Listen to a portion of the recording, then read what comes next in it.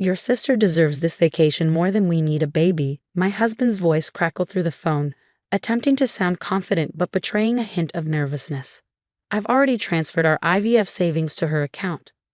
I stood in our kitchen, my hand gripping the counter as I processed his words. The $45,000 we'd spent 3 years saving, the money that represented our hopes and dreams of starting a family, gone. Given to his sister Emma for a luxury European vacation. Perfect, I replied, my voice steady. Thanks for letting me know. There was a pause on the other end. This wasn't the reaction David had expected. He'd been prepared for tears, for anger, for the emotional outburst he'd grown accustomed to dismissing as my baby fever. Instead, he got calm acceptance. Look, Olivia, he started, his tone shifting to the condescending one he perfected over our 8 years of marriage. Emma's been through a rough divorce. She needs this break. We can always save up again for the IVF.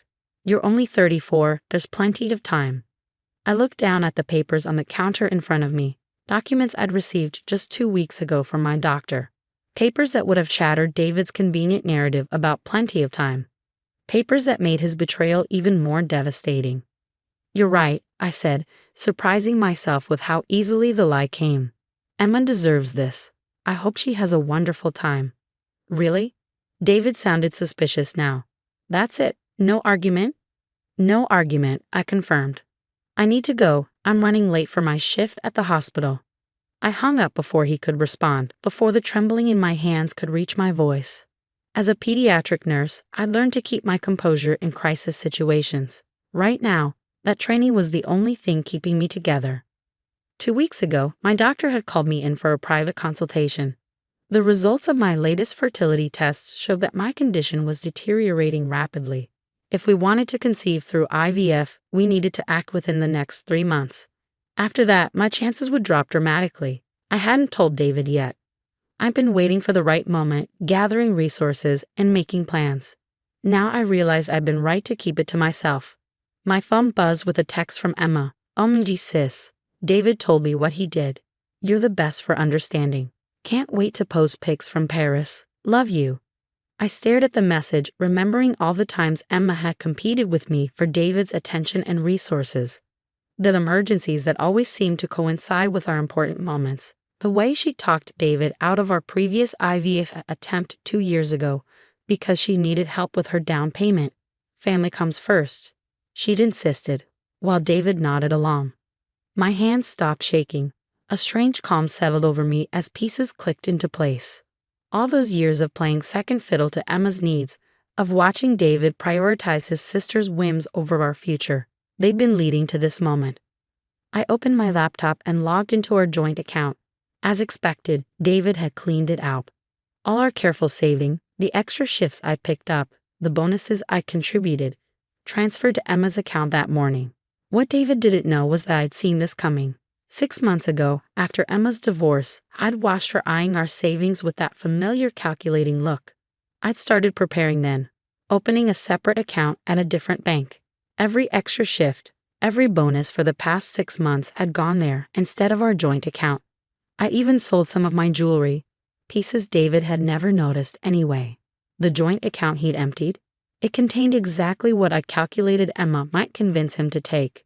The real IVF fund was safe, along with something else David had forgotten about, proof of every penny I contributed to our joint savings, documented meticulously over the years.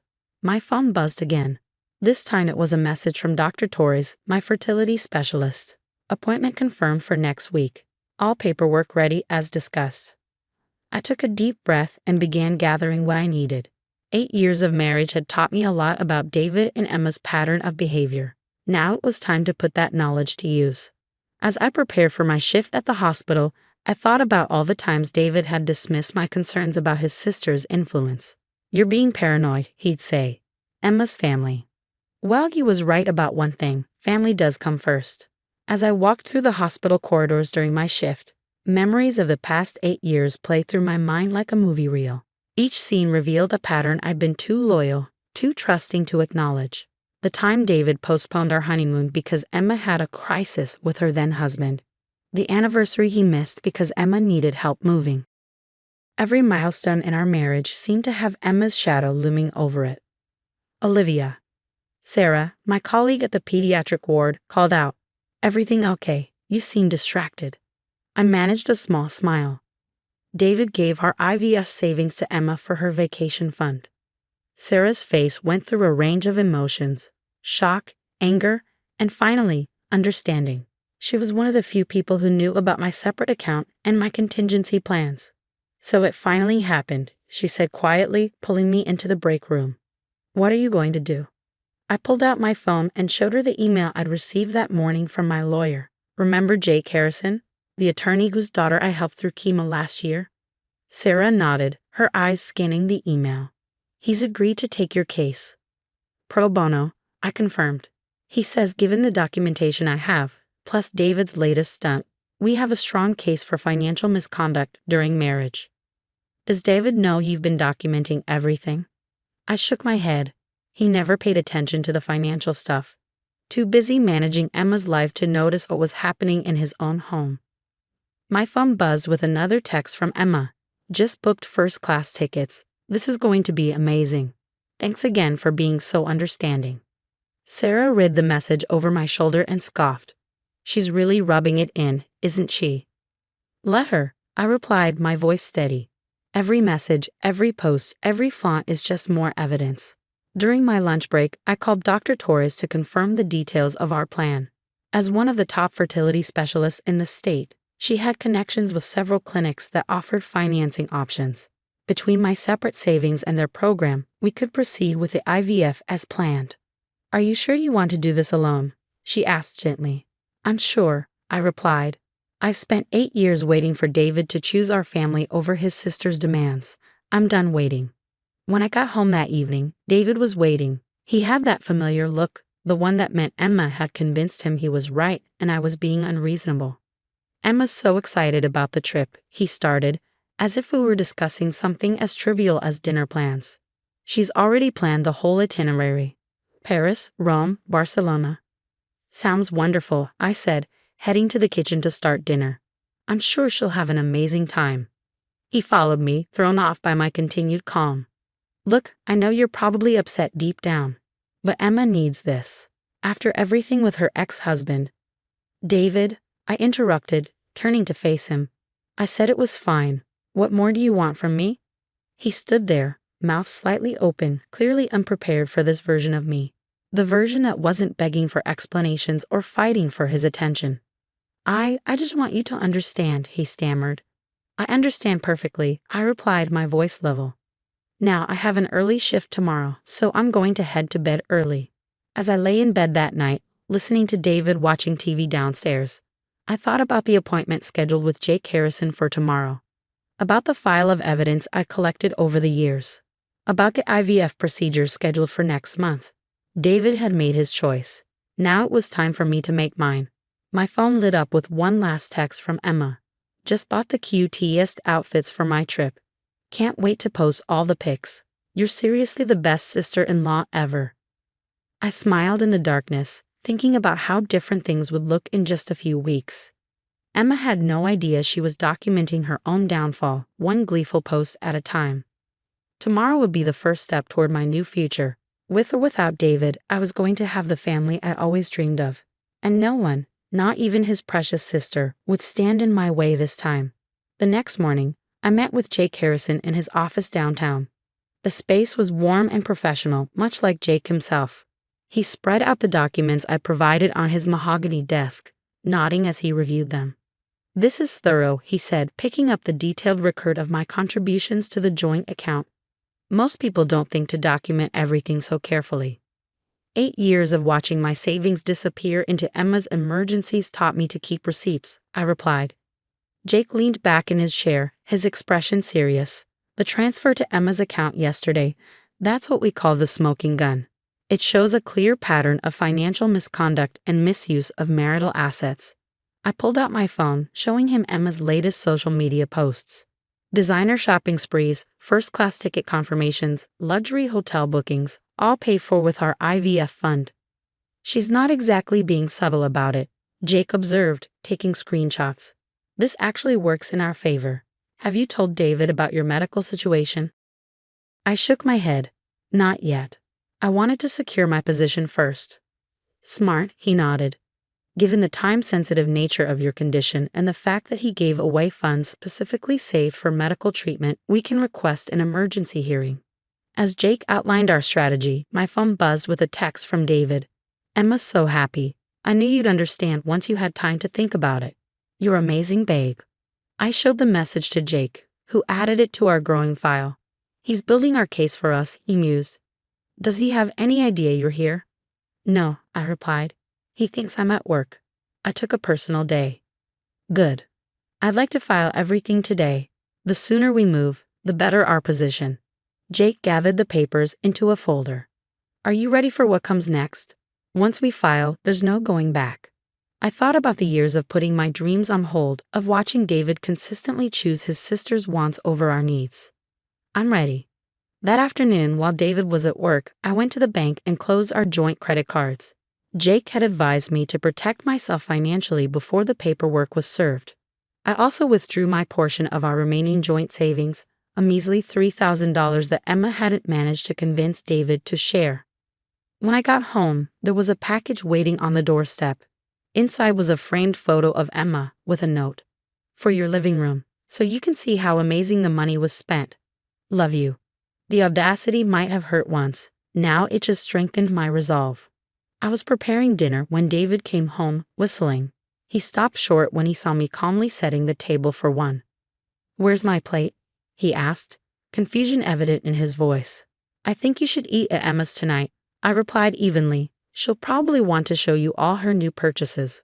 Are you angry? He seemed genuinely puzzled. I thought you were okay with this. I'm not angry, David. I'm done. I placed a manila envelope on the table. You've been served. His face went from confusion to shock as he opened the envelope. Divorce papers? This is ridiculous. All this over Emma's vacation? No, I said quietly.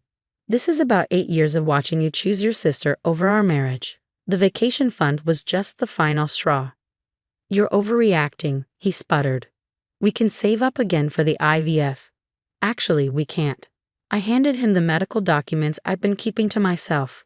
I needed that treatment within the next 3 months. But don't worry, I'm still getting it. Just not with you. The color drained from his face as he read the doctor's report. Why didn't you tell me? Would it have mattered? I asked. Would you have said no to Emma? His silence was all the answer I needed. I have an IVF appointment next month, I told him. I'm doing it on my own, with my own money you and Emma can't touch. I suggest you start looking for a place to stay. Your sister has plenty of room, I hear. Olivia, please, he started, but I cut him off. Check your credit cards before you leave. They're closed. And don't bother checking the joint account. I've withdrawn my portion. You can keep the rest, though I suspect Emma's already got plans for it. As David stood there, stunned and speechless, I felt a weight lift from my shoulders. 8 years of compromising, of coming second, of watching my dreams slip away, it was finally over. And my new beginning was just around the corner. 2 months later, I sat in Dr. Torres' office, staring at the ultrasound screen with tears in my eyes. Against all odds, the first round of IVF had been successful. I was pregnant. Congratulations, Dr. Torres smiled warmly. Your numbers look excellent. I'd say all that careful planning paid off. As I left the clinic clutching my ultrasound photos, my phone buzzed. It was a message from my lawyer. Final divorce hearing scheduled for next week. Emma's vacation posts have been invaluable evidence. Emma's European adventure had turned into a social media spectacle. Designer shopping sprees, luxury hotels, champagne-soaked yacht parties, all meticulously documented on Instagram. Each post had been carefully added to our court documentation, proving exactly where our IVF savings had gone. David's attempts to justify the situation had grown increasingly desperate. Emma needed this break, he'd argued during mediation. It was a mental health necessity. The mediator had been unimpressed, especially when presented with Emma's social media feed. Mental health necessity, she questioned, looking at photos of Emma partying in St. Tropez. This looks more like reckless spending of marital assets. I pulled into my new apartment complex, a cozy place closer to the hospital where I worked. Sarah was waiting outside with a care package. Well, she asked eagerly as I approached. Wordlessly, I handed her the ultrasound photo. Her squeal of delight echoed across the parking lot. "I'm going to be an aunt," she exclaimed, hugging me tight. "Have you told anyone else yet?" "Just you," I replied. "I'm waiting until after the divorce is finalized next week." Inside over tea, Sarah updated me on the latest gossip. Emma had returned from Europe to find her own financial situation in shambles. The vacation had burned through not just our IVF money, but her own savings as well. She tried to hit David up for more money, Sarah reported, but apparently his accounts are all frozen pending the divorce settlement. I sipped my tea, thinking about the irony. How did he respond? From what I heard, he finally said no to her. First time for everything, I guess. The day of the final hearing arrived bright and clear. I dressed carefully in a conservative navy suit, the slight swell of my pregnancy still barely visible beneath the jacket. David and Emma were both there, looking considerably less polished than in their recent social media posts. Emma's designer vacation wardrobe couldn't hide the panic in her eyes as our lawyer presented the financial evidence. The judge was particularly interested in the timing, how the money had been taken just when it was most crucial for medical treatment. "Mr. Mitchell," she addressed David, "you deliberately misappropriated funds that were saved for time-sensitive medical treatment, giving them to your sister for a luxury vacation. Do you understand the severity of this action?" David's response was quiet. "I didn't know about the time sensitivity. Because you never asked," I interjected softly. "You never asked about anything that didn't involve Emma." The judge's ruling was decisive. Given the documented financial misconduct and the medical circumstances, I was awarded a significant portion of our assets.